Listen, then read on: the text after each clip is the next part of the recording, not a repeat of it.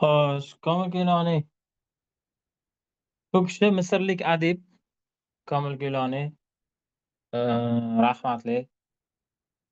Misrlik adib, ayniqsa o'sha bolalar adabiyoti bo'yicha eng mashhur adiblardan. Bolalar uchun o'sha hikoyalar, ertaklar yozish bo'yicha eng nomeradin adiblardan hisoblanadi. Lekin bitta o'sha bu kishini ajralib turadigan jihatlari, bu kishi o'sha yozayotgan ertaklarini, hikoyalarini shunchaki qiziqarli bo'lsin, shunchaki bolalar ovunsin degan maqsadda yozmaganlar. Bu kishi bu maqsadni ham to'g'ri qasd qilganlar. Ya'ni o'sha hikoya qiziqarli chiqishi, o'sha zerikib qolmaslik, qiziqarli bo'lish, o'rni kelganda kulguli, o'rni kelganda yig'latadigan, insonga ta'sir qiladigan bo'lish, bu tomonlarni ham e'tiborga olganlar.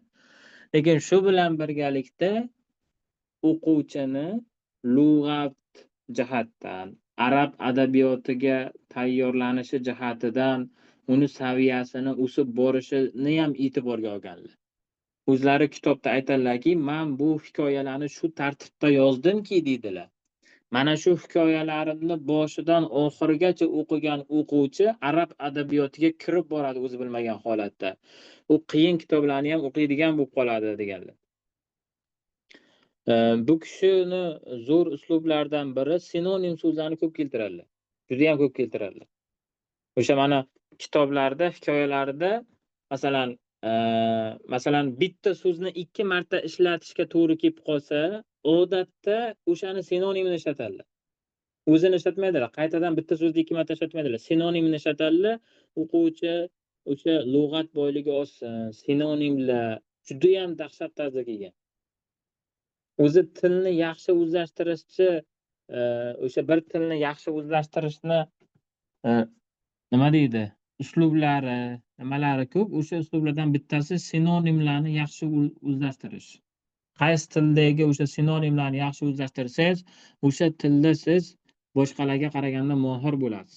Sinonimlar. Tushunarlimi?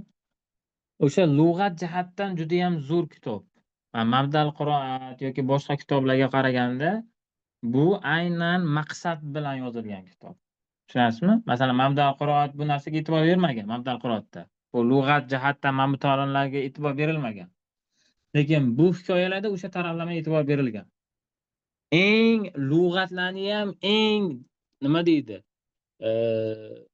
Ko'p ishlatiladigan lug'atlar, eng o'sha arab adabiyotiga kirishgan o'quvchi uchun kerakli bo'lgan lug'atlarni ishlatgan. O'shaning uchun ham bu hikoyani o'qiyotgan talaba lug'atlarni yodlab ketishi kerak. Tushunarlimi? Har bitta kitobda kelgan lug'atlarni yodlash kerak. O'zizga notanish bo'lgan lug'atlarni yodlash kerak. Keyin birinchi hikoyadagi lug'at bilan ikkinchi hikoyadagi lug'atlarni bog'lash kerak. Sinonimlarni ko'p ishlatganlar juda ham. Tushunarlimi? Xo'p. Endi qanaqa qilib lug'atlarni yodlab yozib ketsa bo'ladi desanglar, mani tavsiyam o'zi mana shu hikoyalarni printerdan chiqarib olish kerak, kitobcha qilib. Kitobcha qilib chiqarib olish kerak-da. Mana shu kitobni o'ziga ham yozib ketaverish kerak. Mana men yozganim kabi, mana misol uchun kitobda o'ziga ham shuni lug'atni qaysi lug'at tushunmasangiz, o'sha lug'atni kitobning o'ziga ham. Chunki kitobda ochiq joylari juda ham ko'p. Ochiq joylari juda ham ko'p. Bemalol yozsa bo'ladi. Shunaqa qilib yozib ketishni tavsiya qilaman. Chunki har kitobni ochib o'qiganingizda lug'at tayyor sizning oldingizda turadi. Ya'ni bu kitobni siz bir marta o'qimaysiz-ku, yana qayta o'qiysiz, to'g'rimi? Esingizdan chiqqan payt. O'sha paytda kitobda o'zida lug'at turadi-da. Shunaqa qilish kerak. Lekin o'sha lug'atni baribir ham yozib, sanab, nechta lug'at bu narsa ham kerak. Men tavsiyam mana bunaqa qilish kerak, qaranglar. Mana lug'at daftari tutasiz-ku. Masalan, lug'at daftari tutdingiz deylik. Lug'at daftari tutdingiz deylik, Mana shu lug'at daftariga mana arabcha, o'zbekcha qilib yozib ketyapsiz, Mana shunda Siz bitta komil kiloni ertaklari uchun alohida o'zi bitta lug'at daftari tuting. Komil kiloni. Unda faqat komil kiloni hikoyalaridagi lug'atlarni yozing. Boshqa kitobdan lug'at yozmang unga.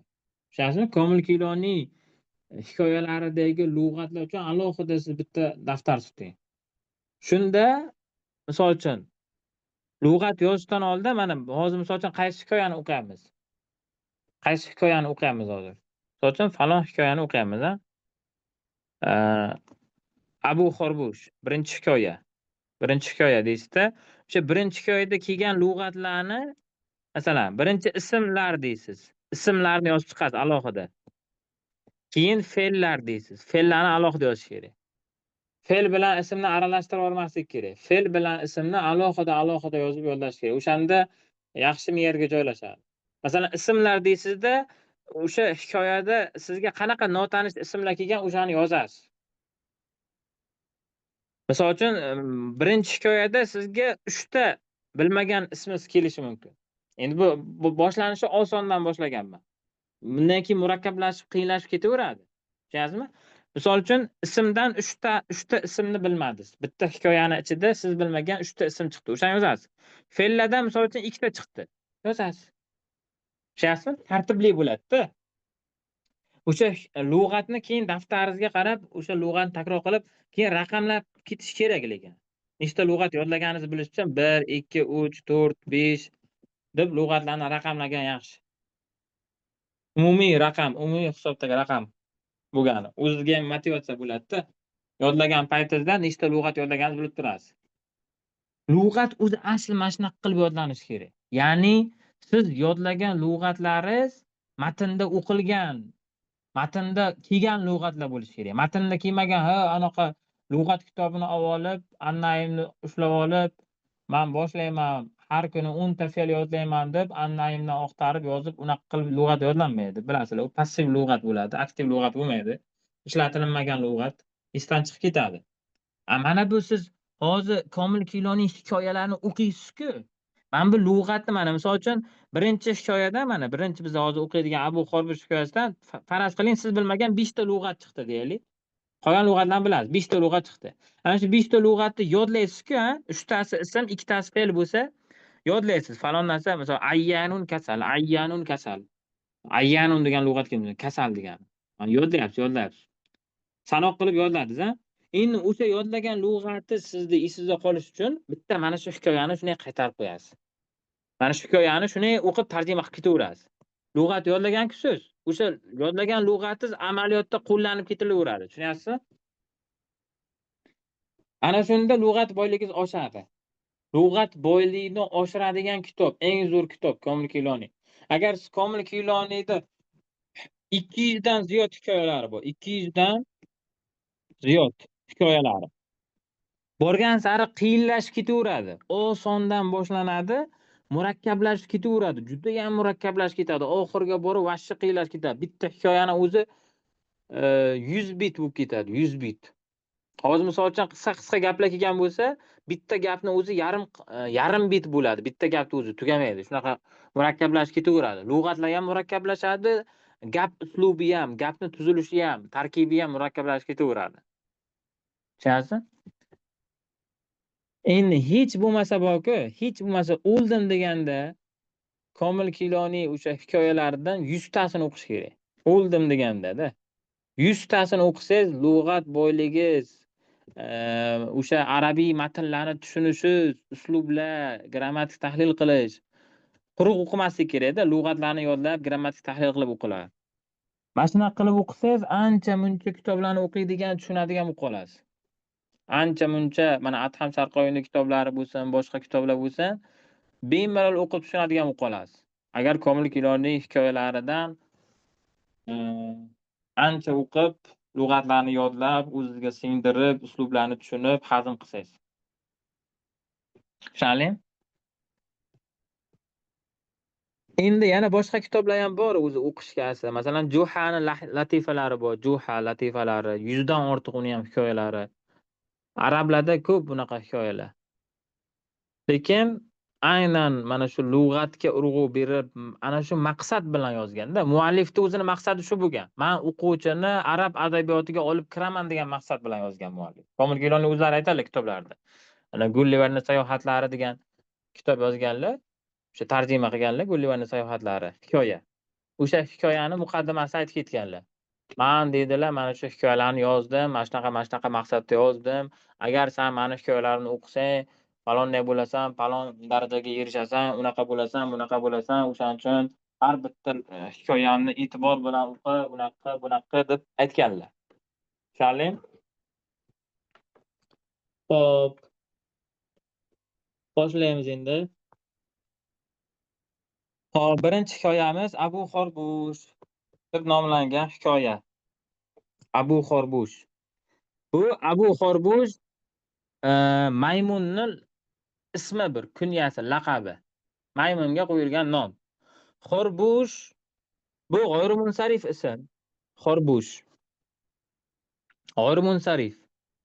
Endi ajamiyda, ajamiy. Bu arabcha nom emas, bu Xorbush degan nom bu arabcha nom emas. Ajamiy alam bo'lganligi uchun ham g'oyrimunsarif, kasrani qabul qilmaydi, kasra va tanvinni qabul qilmaydi. O'shaning uchun ham Abu Xorbusha bo'lgan. Ko'rasizmi? Abu muzof, Xorbush muzof ilayh. G'oyrimunsarif bo'lganligi uchun kasra va tanvin qabul qilmasdan fatha bo'lgan. Abu Xorbusha. Ya'ni Xorbushning otasi degan, to'g'rimi? Endi prosta maymunga berilgan laqab. O'sha maymunlar podshohining laqabi bu, kunyasi bu. Tushundingmi? Xo'p, demak hikoyamizning nomi mana. Boshidagi rasmni ham keltirib qo'ygan mana shu. Mana shu maymun. Mana shu Abu Xorbush, ana shu maymunning nomi. Xo'p, hikoyamiz Sultonul Qurud deb. Abu Xorbush Sultonul Qurud. Qurud qirdun qurudun. Qird maymun degani, qurud maymunlar. Ana bitta lug'at sizga. Yozing buni, yodlang. O'sha lug'atni yodlagan paytda yana bitta narsani aytib ketayda. Yana bitta o'ta muhim narsa bu. O'ta muhim narsa nima? Qarang. Mana ismlarni yozyapsiz-ku siz mana. Daftar oldingiz. Abu Xorbush birinchi hikoyaning lug'atlari dedingiz-da, ismlar dedingiz, Ana shunaqa qilish kerak. Ismlarni alohida yozish kerak. Ism bilan fe'l chalkash ketmaslik kerak. Ismlar dedingiz-da, raqam qo'yib ketyapsiz, Misol uchun qurud keldi, Qurud keldimi, siz uni birligini topib yozib qo'yishingiz kerak. Birligi bilan yodlashingiz kerak. Ko'pligi kelsa maymunlarni yozib ketmasligingiz kerak. Masalan, qirdun deb topasiz lug'atdan. Qirdun ko'pligini yozib qo'yasiz keling. Qurudun. Agar kitobda ko'plik kelgan bo'lsa, birligini topib yozib qo'yasiz. Agar birlik kelgan bo'lsa, ko'pligini yozib qo'yasiz. Tushunarlimi? Ismlar doim birlik ko'pligi bilan birgalikda yoziladi. Nima uchun? Ko'plik, siniq ko'pliklar, boyagi darsda ham aytdim, mutavassit guruhiga o'tgan darsimda ham. Siniq ko'plik, jam taksirlar yodlanadi. Ularning qoidasi yo'q bilishda. Qirdunni ko'pligini qoidasi yo'q, uni lug'atdan bilish kerak. Yoki qurudunni birligi qanaqa bo'ladi? Uni qoidadan bila olmaysiz, lug'at kerak unga. Tushunasizmi? O'shaning uchun doim ismlarni birligi, ko'pligi birgalikda yodlab ketiladi. Kitobda birlik kelgan bo'lsa, ko'pligini topasiz, lug'atdan topib yozib qo'yasiz lug'atga, lug'at daftaringizga. Birlikka ko'pligi bilan birgalikda yodlaysiz. Yodlayotgan paytingizda qirdun, qurudun, maymun deysiz. Ko'pligini ham aytasiz, ovoz chiqarib aytasiz, quloqingiz eshitish kerak. Tushundingmi? Qirdun, qurudun, maymun. Sulton, sulton degani sultonni ko'pligi salatin. Sultonun salatin. Sulton, sultonlar. Podshoh degani sulton, podshoh, shoh. Maymunlar shohi deyapti xullas. Tushundingmi? Ana shu Abu Xorbush maymunlar shohi ekan. Xo'p, demak, ismlarni birligi bilan ko'pligini qo'shib yodlaymiz, yozamiz. Fe'llarda qarang, fe'llarda. Agar sulosiy mujarrad fe'li bo'lsa, moziy kelgan bo'lsa, muzorisini yozasiz, muzori kelgan bo'lsa, mozisini topib yozib qo'yasiz. Tushundingmi? Masalan, nahata degan fe'l keladi-da, nahata. Nahata yunmoq degani. Kitobda nahata keldi. Endi siz lug'atga yozgan paytingizda lug'atda qarang, nahata yundi degan ekan. Siz lug'atda yozayotgan paytingizda nahata yundi deb yodlaysizmi? Yo'q, unaqa qilmaslik kerak. Bu nahatani muzorisini bilmasangiz amaliyotda qo'llanmaysiz. Buni muzorisini bilish kerak. Buni muzorisi yanhatumi, yanhitumi, yanhutumi qayerdan bilasiz? U qoidasi yo'q uni. Sulosiy mujarrad fe'llarida mozini qanaqa bo'lishi, muzorini qanaqa bo'lishini formulasi yo'q. Uni lug'atdan yodlash kerak. O'shaning uchun nahata keldimi kitobda siz muzoriyasini topasiz lug'atda. Lug'atga yozsangiz, lug'at приложениесiga nahata deb yozsangiz, muzoriyasini yozib qo'ygan bo'ladi. Hech bo'lmasa qavsda ichida mana u qo'ygan bo'lsa agar yanhutu bo'ladi. Agar a qo'ygan bo'lsa yanhatu bo'ladi qavsda ichida. Agar i qo'ygan bo'lsa yanhitu bo'ladi. Shuni topib yozasiz muzoriyasi qanaqa bo'lishini. Tushunarlimi? Demak, endi sulosiy mazid fe'li bo'lsa, uni muzoriyasini yozish shart emas. Sulosiy mazid, ruboiy mujarrad, ruboiy mazid fe'llar kelib qoladi-ku. Ularni muzoriyasini yozish shart emas, chunki ular muzoriyasini o'zi bilasiz, formuladan keltirib. Masalan, fa'ala vaznda bo'lsa, muzoriyasi nima bo'ladi? Yufa'ilu bo'ladi. Fa'ala bo'lsa, yufa'ilu vaznda bo'ladi. Ya'ni sulosiy mazid, ruboiy mujarrad, ruboiy mazid fe'llari kelsa kitobda, faqat mozisini yozasiz. Muzoriyasini yozish shart emas. Agar muzoriyasi kelgan bo'lsa ham mozisini yozib qo'yasiz. Tushunarlimi? Mozisi bilan birgalikda yodlaysiz. Sulosiy, masalan uchun kitobda masalan uchun yus'idu keldi-da. Kitobda yus'idu fe'li keldi. Yus'idu degani baxtli qiladi degani. Xursand qiladi, baxtli qiladi degani. Endi qarang, kitobda yus'idu keldi-ku. Bu sulosiy mazid fe'li. Siz buni mozisini yozasiz. Lug'at yozayotgan paytda as'ada deysiz. As'ada baxtli qildi deysiz. Tamom. Buni muzoriyasini yozish shart emas, chunki siz sarf o'qigansiz, bilasiz muzoriyasi qanaqa bo'lishini. Muzoriyasi yus'idu bo'ladi, aniq. Lekin kitobda yus'idu kelgan-ku. Siz yus'idu deb yodlamasligingiz kerak. Siz mozisini yodlashingiz kerak. Tushunyapsizmi? O'shaning uchun sulosiy mazid fe'llari kelsa kitobda, uni mozisini yozib lug'atga yodlaysiz. Muzoriyasini yozish shart emas. Muzoriya kelgan bo'lsa ham moziga o'girib yodlaysiz. Moziga o'girib yodlaysiz. As'ada baxtli qildi deysiz. As'ada baxtli qildi, as'ada baxtli qildi. Xursand qildi. Tushunarli? Misol uchun yumajjidu deb keladi kitobda. Yumajjidu. Yumajjidu. Yumajjidu degani maqtaydi degani. Maqtaydi. Siz nima deysiz buni? Majjada. Yumajjidu yufa'ilu fa'aladan kelib chiqqan. Majjada deysiz. Lug'atga yozayotgan paytda mozisini yozasiz. Majjada maqtadi. Majjada maqtadi, ulug'ladi, maqtadi, ulug'ladi.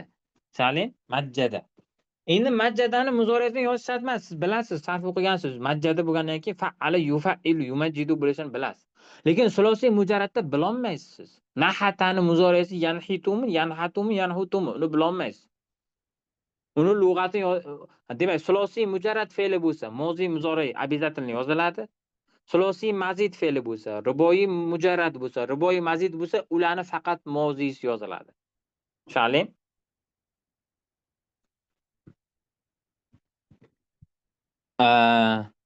Endi sulosiy mujarrad fe'llarida agar masdar kelib qolgan bo'lsa, fe'lini qo'shib yozasiz. Agar kitobda masdar kelsa, sulosiy mujarrad fe'lini bitta masdari kelib qolsa, uni mozisini ham yozib qo'yasiz. Mozi muzoriyasini ham yozib qo'yasiz. Tushunarli? Sulosiy mazidda masdar kelsa, mozisini yozib qo'ysadan bo'ladi. Chunki sulosiy mazidda masdarning ham formulasi bor o'zi. Fa'ilu taf'il bo'ladi masdar. Fa'ala fe'lni masdari taf'il bo'ladi. Taf'il fa'ala fe'lni masdari. Uning formulasi bor.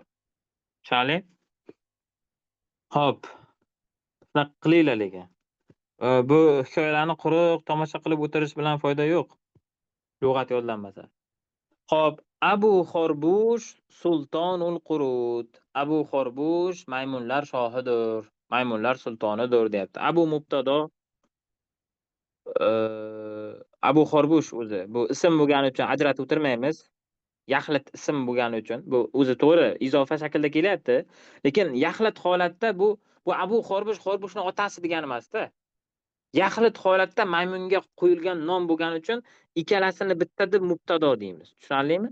Misol uchun Abdulloh ismini siz muzof ilayh deb o'tirmaysiz-ku. Abdulloh tamom mubtado bo'ladi. Ja Abdulloh bo'lsa Abdulloh foil bo'ladi. Xo'p, demak Abu Xorbush mubtado, sulton xabar va muzof, al-qurud muzof ilayh. Tushunarlimi? Hambush deyapti. Hambush ham bu maymunning ismi, maymunning ismi. Vazirning ismi. Hambush deyapti. Hambush ham ko'ryapsizmi? G'oyr munsarif ismda. O'shaning uchun tanvin yo'q. Hambush Vaziru sulton, sultonni vaziri. Demak, Hambush ismli maymun, mana bu maymun sultonni, podshohni vaziri ekan. Ya vaziros sulton, hati at-tabiba lis-sulton. Ey sultonning vaziri deyapti. Ana qarang, vazir kalimasi munodo bo'lyapti. Munodo nasb bo'ladi qachoniki muzof bo'lsa. Shibhu yoki shabihun bil muzof bo'lsa. Yoki nakira g'oyri maqsuda bo'lsa. Bu yerda muzof bo'lganligi uchun nasb bo'lyapti. Ya vaziros sulton. Ey shohning vaziri. Hati degani keltir degani. Keltir. Bu fe'l. Hati kalimasi fe'l. Buni muzoriyasi yo'q. Faqat moziyda muxotob siyg'aga nisbatan ishlatiladi. Hati fe'li muxotob siyg'aga ishlatiladi faqat. Keltirsa hati, hatiya, hatu. Hati, hatiya, hatina bo'lib muzakkar muannas muxotobga nisbatan ishlatiladigan buyruq fe'li. Buni muzoriyasi yo'q. Bu o'zi amr ma'nosini anglatadigan fe'l. Tushunarlimi? Keltir degani at-tobiba, tabibni keltir, lis-sulton, sulton uchun, shoh uchun tabibni keltir. Demak, shoh kasal bo'lib qolgan. Xo'p, ya tobiba sulton, as-sulton ayyanun. Endi o'sha sulton tabibga telefon qilyapti. Rasmda qarang. Vazir tabibga telefon qilyapti. Ey shohning tabibi, sulton kasaldir deyapti. As-sultonu ayyanun. Ko'ryapsizmi? Ana bu ayyan kalimasi sizlarga yangilik. Ayyan degani marid degani. Marid kalimasi bilan sinonim. Tushunarlimi? Ayyanun degani kasal degani. Kasal. Demak, sulton kasaldir deyapti. Ad-dawa fi jazirati nasnasa. Nasnas bu ham ajamiy tilda. Bu hikoyalardagi nomlar bor-ku, bari ajamiy nomlarda. Tushunyapsizmi? O'shaning uchun g'oyri munsarif bo'ladi. Ko'pgina nomlar g'oyri munsarif bo'ladi. Jaziro degani orol degani. Orol. Jaziro. Fi jazirati nasnasa. Jaziro muzof, nasnasa muzof ele g'oyri munsarif bo'lgani uchun kasra tanvin qabul qilmayapti. Nasnas orolda. Nasnas bu arabiy nom emasda bu. Italyanchami, ispanchami bitta nomda nasnas orolda deyapti. Davo, ya'ni shifo, davodan murod shifo. Shoh kasal bo'ldi, shohga davo kerak. Davo nasnas orolida. Xo'p. Bu yerdagi izofa qanaqa izofa edi? Men aytgandim. Izofa bayoniya deyiladi. Bir narsani o'zini ismiga izofa qilinishligi izofa bayoniya. Jaziroti nasnasa. Jaziro muzof, nasnas muzof ele. Bu yerda nasnasning oroli deb tarjima qilinmaydi. Ana Kitob Zaydin deganimizda Zaydning kitobi deyardik, a? Lekin bu yerda bir narsa, ya'ni orol o'zini ismiga izofa qilinyapti. Bir narsa o'zini ismiga izofa qilinsa, izofa bayoniya deyiladi. Nima uchun bayoniya deyiladi? Chunki muzofun ilayh muzofni bayon qilib keladi, ochib beradi. Ya'ni nasnas degan nom o'sha orolni ma'nosini ochib beryapti. Agar orolda deyilsa, qaysi orolda degan savol tug'iladi. O'sha orolni yana ham ravshanlashtirib kelyapti, ismini aytib. Tushunarlimi? At-tayyaru ahdara ad-dawa. Toyyar degani uchuvchi degani. Toyyar. Uchuvchi ahdara degani keltirdi. Bu sulosiy mazid fe'li bilasizlar. Ahdara yuhdiru. Yozib qo'yinglar. Bilmasanglar fe'llar jadvaliga yozish kerak. Ahdara keltirdi. Ahdara ad-dawa. Demak, uchuvchi davoni keltirdi. Olib keldi, olib keldi. Xo'p. As-sultonu sharibat dawa. Sulton davoni ichdi. O'sha dorini ichdi. As-sultonu khoffa. Ana qarang, khoffa degan fe'l kelyapti. Sulton tuzaldi. O'zi khoffa degani, o'zi aslida yengil bo'ldi degani. O'zi aslida khoffa degani yengil bo'ldi. Lekin kasal odamga nisbatan ishlatilinsa, o'sha kasallikdan tuzaldi degani. Tushunarli? Kasallikdan tuzalgandan keyin odam yengil bo'lib qoladi-ku. Tushunarli? Demak, xoffa degani o'zi yengil bo'ldi degani. Qavsda yozib qo'yish kerak bu narsani. Lekin hozir bu yerda tuzaldi ma'nosi. Kasallikdan tuzaldi. As-sultonu xoffa. Demak, sulton kasallikdan tuzaldi. Endi xoffani muzoriyasini topib yozib qo'yish kerak lug'at yodlagan paytda. Tushunarlimi? Lug'at yozasiz. Xoffa deb yozadi. Shunchaki xoffa deb yozilib ketmaydi. Nima uchun? Chunki bu sulosiy mujarrad fe'li. Ha? Buni muzoresi yaxiffu bo'ladimi? Yaxoffu bo'ladimi? Bu narsani bilish kerak. Hop. Yaxiffu bo'lar. Xoffa yaxiffu. Xoffa yaxiffu. Salim. Muzoriyat kasrali ekan. Lug'at bo'yicha men tavsiya qilaman sizlarga. Lug'at bo'yicha. Al-Qomusni приложениесini sotib olishdi. 100 ming so'mga sotib olasizlar. 100 ming so'mga. Men anosini tashlab qo'yaman. Qolgan nimalardan ko'ra, qolgan приложениyalardan ko'ra, har xil bushro bir nimalardan ko'ra Al-Qomusniki yaxshi. Pullik u, o'sha uchun ham yaxshi-da, pullik bo'lgani uchun ham yaxshi-da. Al-Qomus Play Marketdan ham chiqadi.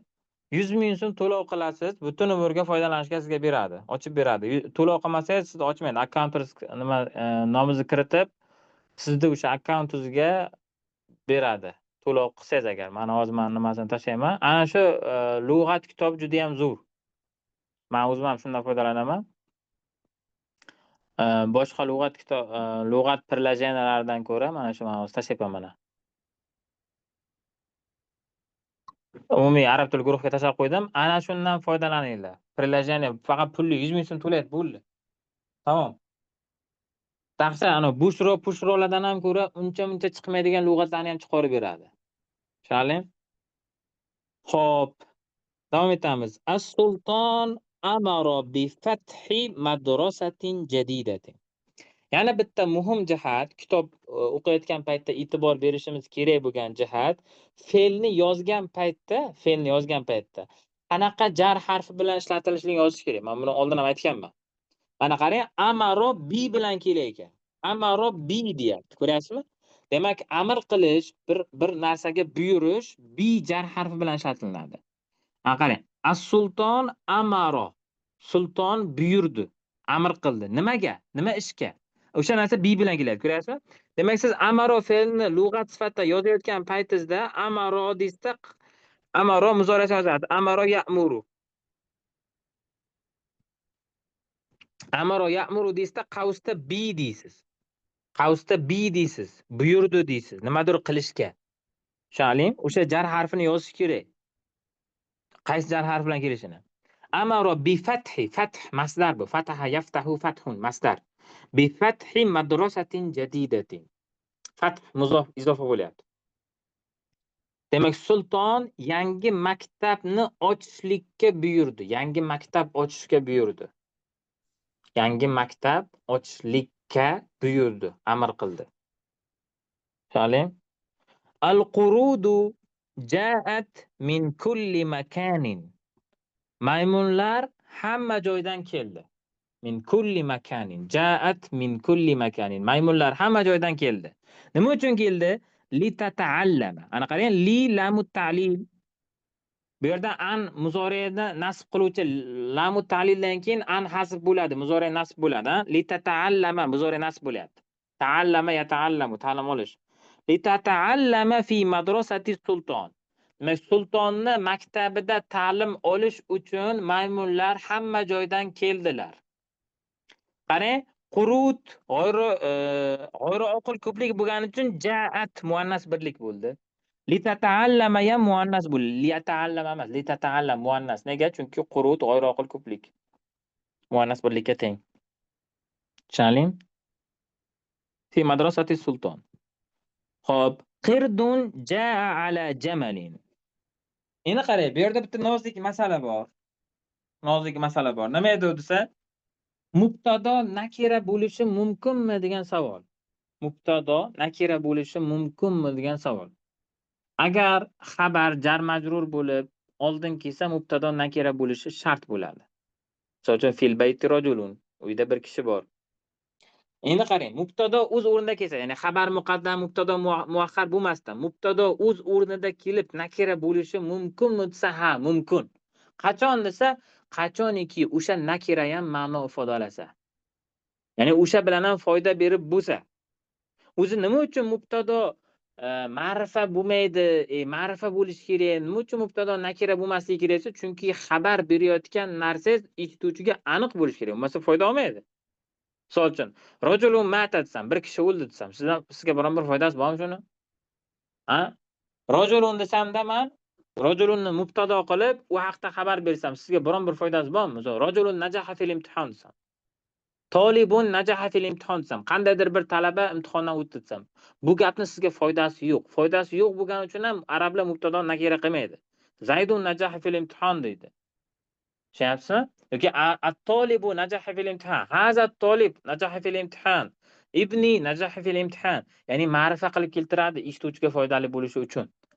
Lekin ba'zi bir shunaqa holatlar bo'ladiki, nakira ham eshituvchiga manfaat berishi mumkin. Uni nakiraligi, ma'rifaligi muhim emas. Ya'ni bir narsani aniq bo'lishi muhim bo'lmagan paytda nakira holatda mubtado qilish mumkin. Tushunyapsizmi? Hozir mana bu hikoya ketyapti-da, qarang. Misol uchun sizga hikoya aytilyapti.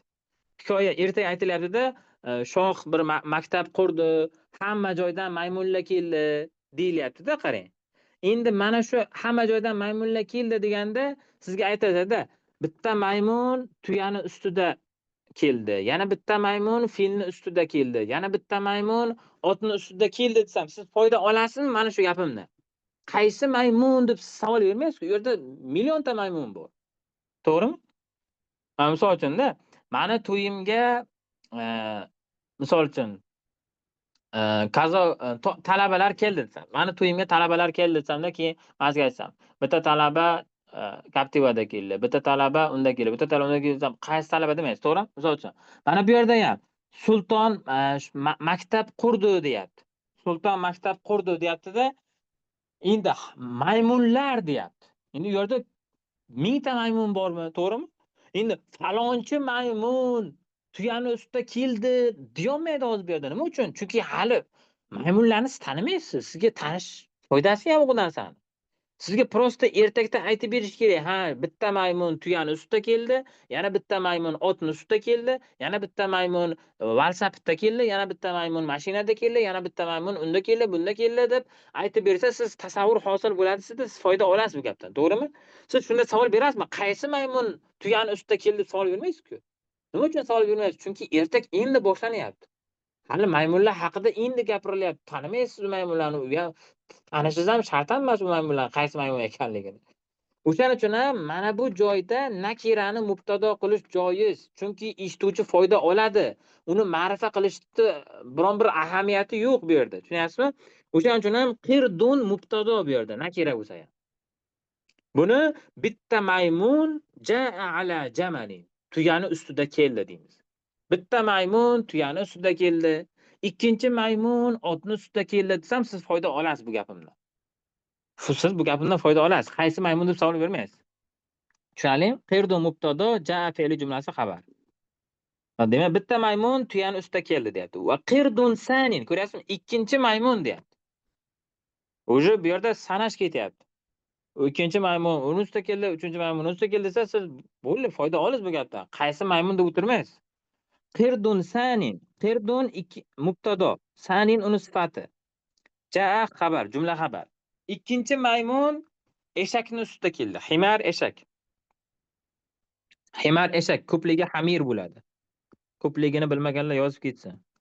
Himarni ko'pligi hamir.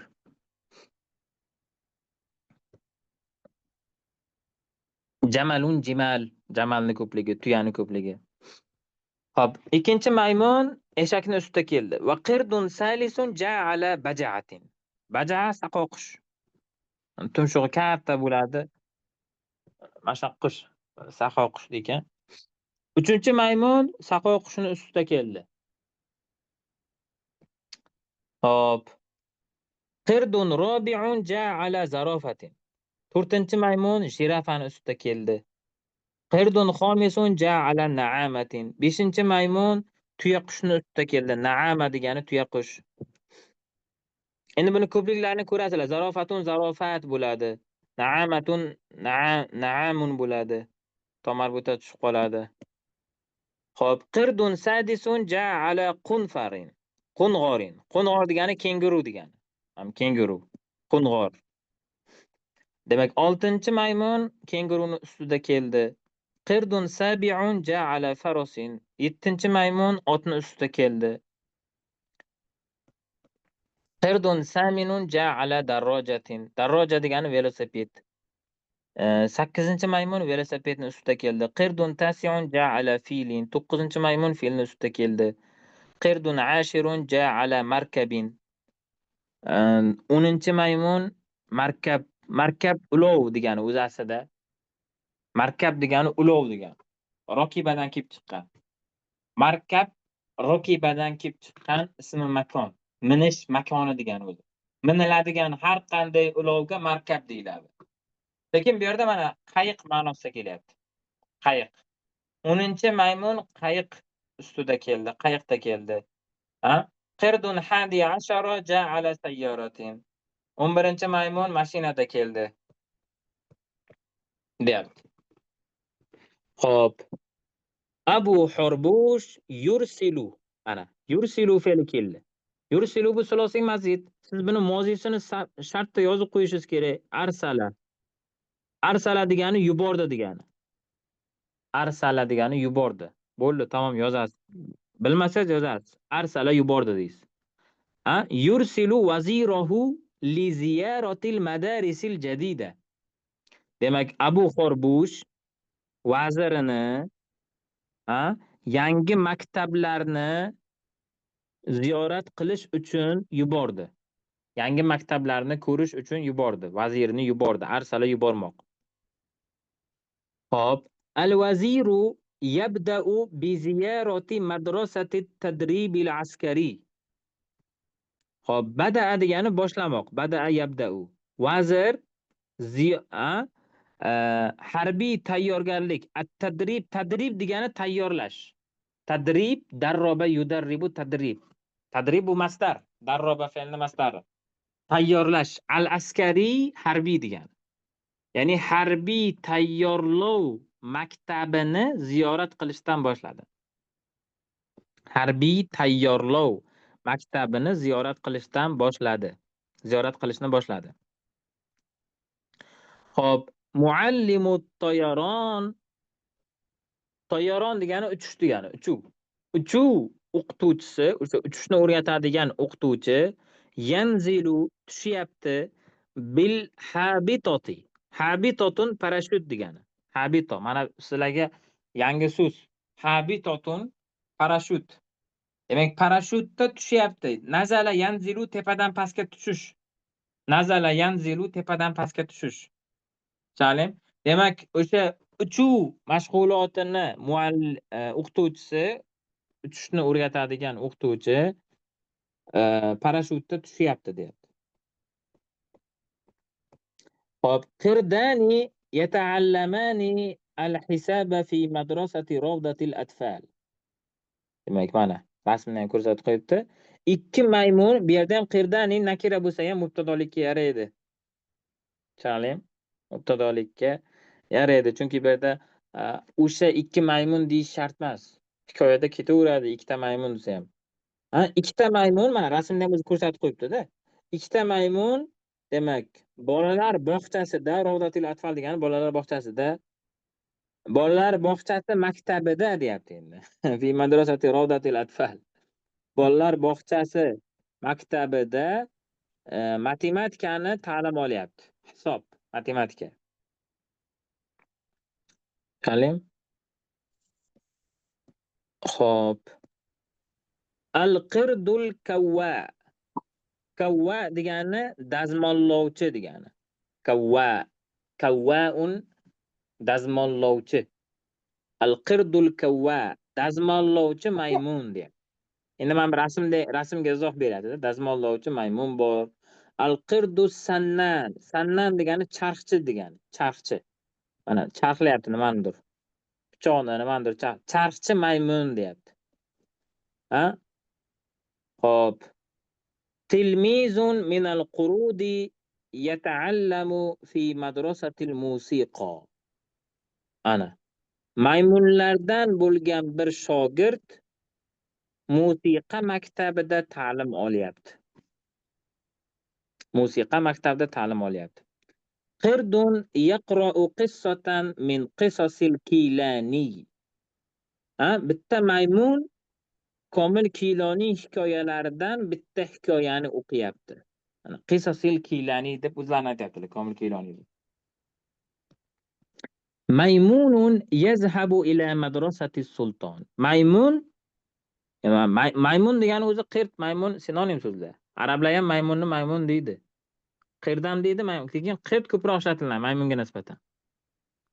Maymunga nisbatan qirt so'zi ko'proq ishlatiladi. Maymun kamroq ishlatiladi. Lekin maymun ham maymun degani. Tushunarlimi? Maymun ana sinonim so'zdan keltiryaptilar, sizlar ko'ryapsizlar? Bitta hikoyaning ichida. Demak, qirdun maymunun sinonim. Maymunun yazhabu ila madrasati sulton. Maymun sultonni maktabiga ketyapti. Qirdun massalun. Bitta maymun haykaltaroshdir deyapti. Bir maymun haykaltaroshdir. Massalun. Nahatat timsala. Yoki bo'lmasa buni maxsus sifat qilib, mubtado qilib nahatoni xabar qilsa ham bo'ladi. Shunaqa qilganimiz yaxshiroq. Qirdunni mubtado deymiz, massalunni unga sifat deymizda, haykaltarosh maymun deymiz. Massalun degani haykaltarosh degani. Massal haykaltarosh. Timsol degani haykal degani. Timsol degani haykal degani. Nahata kelyapti, ana ko'rasizmi? Nahata. Nahata degani yunmoq degani. Yunmoq. Tosh bilan yunadi-ku. Haykallarni yunish. Nahata. Xo'p, hozir nahatani muzorasini yanhitu alqomusda nima deykan? Nahata yanhitu. Yanhitu kasralik. Kalomul nuqta ham shunday kelgan ekan. Demak, muzorasini yozib qo'yasiz. Nahata yanhitu bo'ladi. Yozishda mana qavs ichida i deb ketsangiz bo'ladi. Nahata deb qavs ichida i desangiz, o'sha yanhitu bo'ladi. Tushunarlimi? Oson bo'lish uchun muzorasini yozib o'tirish shart emas. O'zi lug'at kitoblarida ham shunaqa keladi. I desangiz demak yanhitu. Nahata yanhitu. Yunmoq. Tushunarlimi? Demak, haykaltarosh maymun haykalni yundi. Mana, haykalni yundi. Hop, qirdun yata'allamu fi madrasatil fununil jamila. Bitta maymun deyapti. Bitta maymun funun fannunni ko'pligi. Fannun, fan so'zi bor-ku, o'zi fan so'zi, mana biz fan, matematika fani, ingliz tili fani deymiz-ku. Fannun o'zi asli arabcha so'z. San'at degani. O'zi aslida fan degani san'at degani. Funun san'atlar degani. Jamila go'zallik degani, nafis. Go'zallik, nafis. Al-fununil jamila nafis san'atlar. Estetika, etikaga oid bir nafis, bir ana dizayn beruvchi bir san'atlar bo'ladi-ku, dizayner desa endi mana shu to'g'ri keladi. Nafis san'atlar maktabida ta'lim olyapti. Bitta maymun. Tilmizun minal qurut yata'allamu an-nijarata fi madrasati as-sinaat. Maymunlardan bitta shogird, bitta o'quvchi o'sha hunarmand sanoat maktabida duradgorlikni o'rganyapti. Nijaro degani duradgorlik. Qani tijoratun bo'lsa savdogarlik. Tijoratun savdogarlik. Nijaratun duradgorlik. Chale?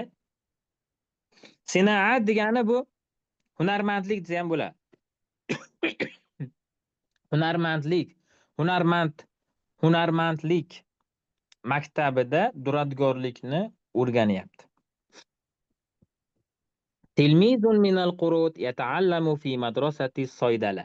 Soydala bu dorishunoslik, apteka. Dorishunoslik maktabida ta'lim olyapti. O'sha maymunlardan bitta o'quvchi. Xo'p, as-sultonu yursilu ila talamizil mutafawwiqina hadiyatan min at-tuffah. Ana, sizlarga notanish so'z mana mutafawwiqin kelgan bo'lishi mumkin. Mutafawwiq. Tafawwaqa. Ana qarang, mutafavviq sizga ismi foil holatda keldi, ha? Ismi foil holatda keldimi? Endi siz buni fe'lni yozib qo'yganingiz yaxshi. Tafavvaqo deb. Tafavvaqo degani peshqadam bo'ldi degani. Tushundingmi? Mutafavviq ismi foil. Tafavvaqa yatafavvaqu mutafavviq. Tafavvaqa peshqadam bo'ldi degani. Boshqalardan o'tib ketdi. Favqodan kelib chiqqan hammasi qarang. U so'zlar bir-biriga bog'liqda. Favqun degan so'z bor-ku. Favqun tepada degani, to'g'rimi? Tafavvaqa tepada bo'ldi degani. Ya'ni boshqalardan o'zib ketdi degani. Mutafavviq peshqadam. Bir so'z bilan aytganda peshqadam, boshqalardan o'zib ketuvchi, peshqadam. Demak, sulton peshqadam o'quvchilarga olmadan bo'lgan hadiya yuboradi. Olmadan bo'lgan hadiya. Sovg'a. Xo'p. At-talamizu fi madarisi sulton ta'kulu. Demak, sultonni maktablaridagi o'quvchilar ta'kulu yeydi. Ma shunday bir narsaniki, ma bu yerda mavsula bo'lyapti. Allazi ma'nosida. Ma'dan keyingi jumla tufsila bo'ladi. Ma yursiluhu sultonu kulla sabahin min tuffahin va mawzin va kummasra va tinin va inabin va rummanin va burtuqalin va balahin va khassin va kurumbin va jazarin va khawfin va mishmish va zukkar va bunduq va fustuq va lawzin va jawzin va fulin sudaniyin. Ketdi endi. Qarang. Demak, sulton yuboradigan har tong kulla sabah. Demak, sultonni maktabidagi qarang, sultonni maktablaridagi o'quvchilar har tong sulton yuboradigan mana bu narsalardan yeydi. Ana shu mindan keyingi narsalar hammasini olib chiqasiz. Sulton yuboradigan mana bu narsalardan yeydi. Tushundingmi? Endi mana shu narsalar nima ekan mana? Olma, mavz banan, kummasron nok, tinun anjir, inabun uzum, rummanun anor, burtuqolun apelsin. Hop, balahin nima edi? Esdan chiqdi. Zo'r ko'ramiz. Bala. Xurmo. Xurmo, balah xurmo degani. Xossin bu ham o'sha karamga o'xshash narsa. Kurumb, karam. Jazar, hop, sabzi, qo'x, shaftoli, mishmish, o'rik, sukkarin, shakar, bunduqin, o'rmon yong'og'i, fustuq, pista degani. Lavzin, bodom, javzin, ko'ryapsiz? Lavz, bodom, javz, yong'oq. Fulin, sudani, ful degani nima edi? Loviya. Sudanlik, o'sha Sudan loviyasi. Sudan loviyasi. Xullas, sulton har kuni ertalab yuboradigan, yursiluhu, ma yursiluhu as-sulton, sulton yuboradigan deb. Sulton har tong yuboradigan mana shunaqa narsalardan yeydi. Endi bu yerda bitta savol bo'ladi, qaranglar. Bitta savol. Shunday at-talamizu mubtado ta'kulu xabar bo'lyapti, ha? Qarang. At-talamizu mubtado ta'kulu xabar. Xo'sh, to'g'ri kelyaptimi? At-talamizu bu muzakkar ko'plik. G'oyri oqilmi? Yo'q, oqil. G'oyri oqilmi? Endi qarang-da. Talamizni o'ziga qarasangiz, o'quvchilar oqil-ku deysiz. To'g'rimi? O'quvchi bo'lgani oqil-ku. Lekin bu o'quvchidan murod kim? O'quvchidan murod maymun. To'g'rimi? Endi qarang. Agar siz buni g'oyri oqil deb e'tiborga olsangiz, ta'kuli to'g'ri kelyapti deymiz. G'oyri oqil, maymunda aql yo'q. Aql yo'q bo'lsa qanday o'qiyapti deysiz endi. Bu ertada o'qiyveradi. Maymunga aql kiradi. Tushundingmi? Agar g'oyri oqil deb e'tiborga olsangiz, ta'kulu muannas birlik to'g'ri kelyapti deymiz. Agar yo maymunlar bu yerda aqlli mavjudot qilib shakllantirildi-ku. Dars olyapti-ku, maktabda o'qiyapti-ku, demak bularning aqli bor. Aqli bo'lgandan keyin bularga muannas muomala qilinmaslik kerak desa, bu yerda boshqa qoida ishlaydi. Agar o'shanaqa yozib bu yerda maymunlarni aqlli mavjudotlar deb e'tiborga olsak, talamiz kalimasini oqil deb e'tiborga olsak, bu yerda boshqa qoida ishlaydi. Qanaqa qoida? siniq ko'plikka muannas birlik muomalasini qilish joiz. Tushunarli? Ana shu qoidani yozib olinglar. Siniq ko'plikka, siniq ko'plikka muannas birlik muomalasini qilish joiz. Joiz deyapman, shart demayapman. Ya'ni masalan, ar-rijalu kalimasi bor-ku misol uchun. Aniq, ar-rijalu kalimasi 100% oqil. Hech kim g'ayri-oqil deya olmaydi. Lekin siniq ko'plikmi? Siniq ko'plik. Ar-rijalu zahabu desam bo'ladi. O'zi asli shunday deyman. O'sha erkaklar ketdi demoqchi bo'lsam, zahabu deyman. Fe'lni ko'plik qilaman, a? Lekin menda muannas birlik qilish joiz. Ar-rijalu zahabat desam ham bo'ladi. Tushunarli? Ar-rijalu zahabat. Nega zahabat dedim?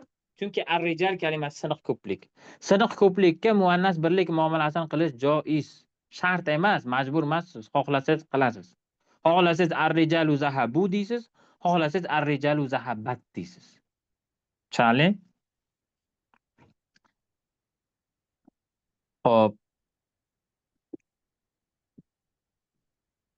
O'shaning uchun ham bu yerda agar at-talamizuni oqil-ku bilan o'qiyapti-ku, o'quvchi bo'lgandan keyin aqli bo'ladi deb e'tiborga olsangiz, at-talamizu siniq ko'plik bo'lgani uchun ta'kulu muannas bo'lyapti. Muannas birlik bo'lyapti. Ya'kuluna bo'lmayapti-da, ya'kuluna emas. At-talamizu ya'kuluna emas, ta'kulu bo'lyapti. Tushunarli? Xo'p. Fi kulli madrasatin min madarisis sulton. Sultonni maktablaridan har bir maktabda, ya'ni sultonni har bir maktabida hujratun lit-ta'am. Ovqatlanish uchun ovqat uchun hujra bor. Hujratun lil mutolaa. Mutolaa uchun hujra bor. Maydanun li sibaqi darajat va zallajat. Ha? Sibaq degani musobaqa. Darajat velosiped. Zallajat konki degani. Zallajun degani konki. Darroj degani velosiped. Zallaj bo'lsa konki. Darrojat, zallajat o'sha konki va velosiped musobaqalari uchun maydon bor deyapti. Hammamun lis-sibaha, suzish uchun hammom bor. Mal'abun li kurati salla va kuratil qadam. Val al'abir riyodiyatil ukhra.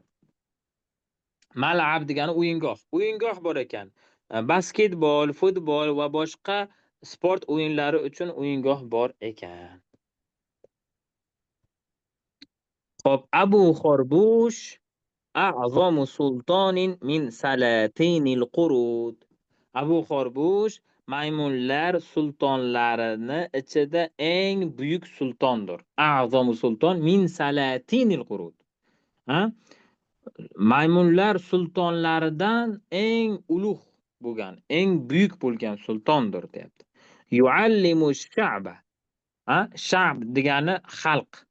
Xalqga ta'lim beradi va yus'iduhu va uni baxtli qiladi, xursand qiladi. Xalqga ta'lim beradi va uni o'sha xalqni xursand qiladi. Bas ana yus'idu kelyapti. As'ada fe'li bu. Yozish kerak lug'atga. Ash-sha'bu yuhibbuhu. Xalq uni sevadi va yumajjiduhu. Yumajjidu. Sulosiy mazid fe'li. Buni majjada qilib yozish kerak. Majjada. Madaha degani. Majjada yumajjidu degani maqtadi degani. Maqtaydi. Xalq uni sevadi va maqtaydi. Majjada degani maqtaydi, ko'klarga ko'taradi degani. Ulug'laydi, maqtaydi, ulug'laydi, ko'klarga ko'taradi degani. Xalq uni sevadi va ko'klarga ko'taradi, maqtaydi, ulug'laydi. Tushunarlimi? Ana bitta hikoyamiz tugadi. Ko'rasizmi, kichkina hikoya bo'lsa ham ancha foyda olish mumkin. Lug'at jihatdan, uslub jihatdan, grammatika tahlil ketyapti bu yerda. Xo'p, endi bu yerda oxirida savollar berilgan. Yujabu mimma fi hazihi al-hikayati anil as'ilati al-atiya. Bu hikoyada kelib chiqqan holatda mana bu savollarga javob beriladi. Mana shu hikoyadan kelib chiqqan holatda savollarga javob beriladi, deyapti. Bu shart emas endi. O'zlari uchun savollarga javob yozsanglar nur ustiga alo nur, lekin shart emas bu narsa. Man sultonul qurud deyapti. Maymunlar sultoni kim deyapti. Abu Xorbush deysiz. Man vaziruhu. Vaziri kim? Hambush. Vaziri Hambush. Ma huval matlub minal vazir. Vazirdan talab qilingan narsa nima deyapti. Xohlasangiz yozing bu savollarga javob, lekin shart emas. Bizning asosiy fokusimiz hozir savollarga javob berish emas. Bizning asosiy fokusimiz lug'at yodlash, va uslub, grammatik tahlil. Ya'ni uzun gaplarni tarjima asta borgan sari gaplarimiz ham, hikoyalarimiz ham qiyinlashib ketaveradi. Xo'sh. Shundaylar, kimda savol bor? Savollar bo'lsa marhamat. Buguncha menimcha bo'ladi. Ertaga keyingi hikoyani o'qiymiz. Xo'sh. Hamma tushundimi? Savollar bormi? Savollar bo'lsa marhamat. Lug'at обязательно yodlaylar ekan. Lug'at men aytgan uslubda qilib ismlarni alohida, fe'llarni alohida, ismni yozgan paytingiz birlik ko'pligini alohida yozasiz. Fe'l yozganda sulosiy mujarrad fe'li bo'lsa, uni muzoresini yozib qo'yasiz. Qavs ichida hech bo'lmasa a, i, u qilib qo'yasiz. Misol uchun nahata yozdingizmi, qavsda i yozing. Nahata yanhitu bo'ladi. Tushundingizmi? Sulosiy mazid fe'llari bo'lsa, uni moziyga o'girib yozasiz. Agar sulosiy mazidni ismi foili bo'lsa, uni mozisini yozasiz. Ismi mutafavviq peshqadam.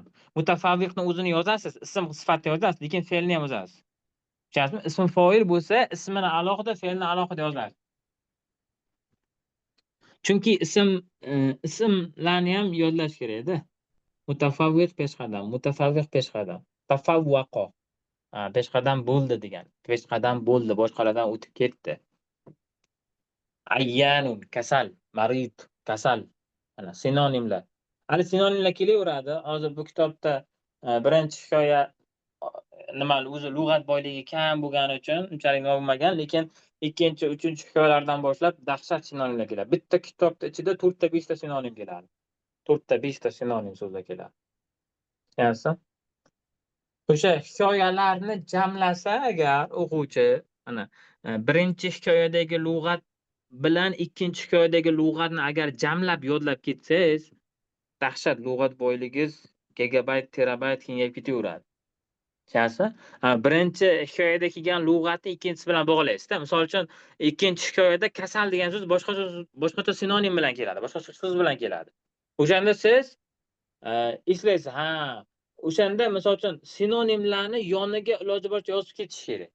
Misol uchun, hozir ayyanun bitta kasal deb keldi, endi ikkinchi hikoyada boshqacha so'z kelsa agar, siz o'sha so'zni yozayotgan paytingizda qavs ichida ayyanun deb ketishingiz kerak. O'shanda sinonimlarni bir-biriga bog'lagan bo'ladi. Tushunyapsizmi? Ikkinchi hikoyada masalan maridun deb kelsa, maridun deb yozasizda, qavs ichida ayyanun deysiz. O'shanda sinonimlarni bir-biriga bog'lab yozgan bo'lasiz. Tushunyapsizmi? Shunaqa qilish kerak. Shunaqa qilsalar, agar 10 ta hikoya o'qishga ulgursak, yaxshi bo'lardi. Qolganlariga keyin o'zlaringiz mana boshlang'ich masalaga o'zi hikoyalar qanaqa o'qiladi, lug'at qanaqa yodlanadi, tarjima qanaqa qilinadi, nimalarga e'tibor berish kerak, mana shu narsani bir sizlarga turtki berib yuborsam, qolganini o'zlaringiz ham bemalol davom ettirib mustaqil o'qib ketsanglar ham bo'ladi. Hammasini ustoz bilan o'qish shart emas. Mustaqil ham o'qib turish kerak kitoblarni. Tushunarlimi? Xo'p. Manfaatli bo'ldi deb umid qilaman. Savollar bo'lsa marhamat.